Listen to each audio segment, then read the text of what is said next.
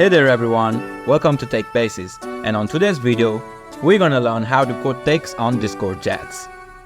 So let's get started. As you can see on my screen, I have two types of text.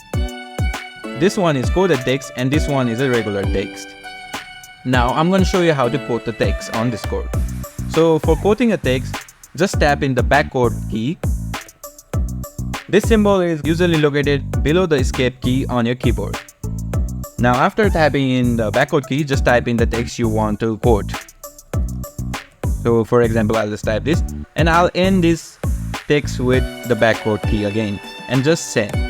As you can see, my text has been coded and it's that simple to code a text on Discord. If you face any confusion, just leave a comment below and I'll try my best to help you. And don't forget to give a like and subscribe to my channel for more tech tips. And be sure to hit that notification bell so you never miss a video. Thanks for watching.